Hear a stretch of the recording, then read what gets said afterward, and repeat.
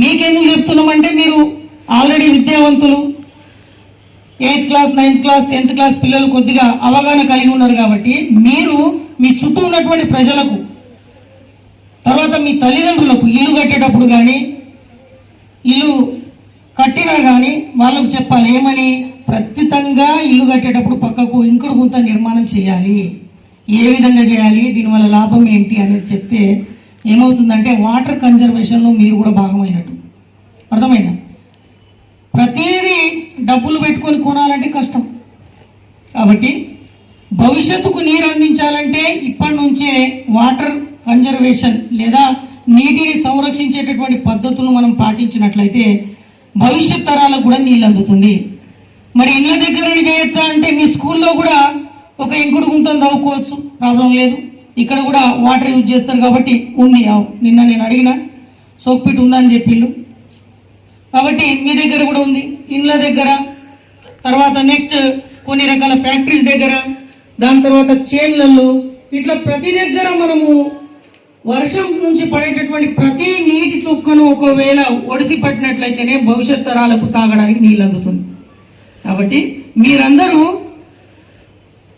నీటి గుంటలు లేదా ఈ స్మోక్ పిట్స్ ను ఏర్పాటు చేస్తారా? చేయాలనా వద్దా? చేయాలనా వద్దా? గట్టిగా చేయాలనా? మరి అందరు చేసిల్లా? మీ ఇంటి దగ్గర ఉన్నాయా స్మోక్ పిట్స్? ఉన్నాయమ్మా? లేవు. కాబట్టి ఇప్పటి నుంచన్నా ఒకవేళ మీ దగ్గర భూమి ఉన్నట్లయితే ఏం చేస్తారు, ఒక 2x2 లేదా 3x3 గుంతను తవ్వి దాంట్లో ఇసుక, కంకర, ఇటుక ఇటువంటి వేయడం వల్ల నీటిని మనం ఫిల్టర్ చేయడానికి అవకాశం ఉంటుంది. దీనివల్ల వాటర్ కన్జర్వేషన్ అనేది జరగడానికి అవకాశం ఉంటుంది. ఓకేనా? కాబట్టి ఖచ్చితంగా భవిష్యత్ తరాలకు నీరు नहीं आते, उसे क्या हो रहा, आपका जो भी खर्चा है वो बढ़ जा रहा है. ठीक है? కాబట్టి మీరందరమ్మా ఖచ్చితంగా మీ ఇంటి లోపల ఇంటి బయట ఈ దోమలకు కారణమైనటువంటి ఏవైతే ప్రదేశాలు ఉన్నాయో వాటిని క్లీన్ చేసి శుభ్రంగా ఉంచుకోండి. వ్యక్తిగతంగా శుభ్రం ఉండండి, మీ ఇంటిని శుభ్రంగా ఉంచుకోండి. మీ చుట్టుపక్కల శుభ్రంగా ఉంచుకున్నట్లయితే మనము ఈ అంటువ్యాధుల నుంచి బయటపడడానికి అవకాశం ఉంటుంది. మీరందరూ మరి మీ కూలర్లలో ఉన్నటువంటి నీళ్లను తీసేసిలా? తీయలే.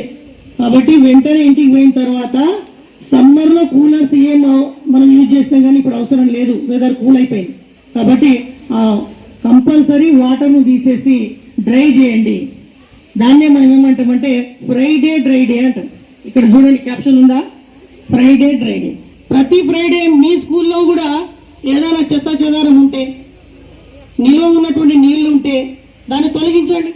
అట్లనే మీ ఇళ్లలో ఉన్నటువంటి నీటిని, చెత్త చెదారాన్ని ప్రతి శుక్రవారం క్లీన్ చేసి మీ ఇంటిని నీట్గా పెట్టుకోవాలని ఈ సందర్భంగా కోరుకుంటున్నాం. ఓకేనా? నెక్స్ట్ మూడోది ఇంకొకటి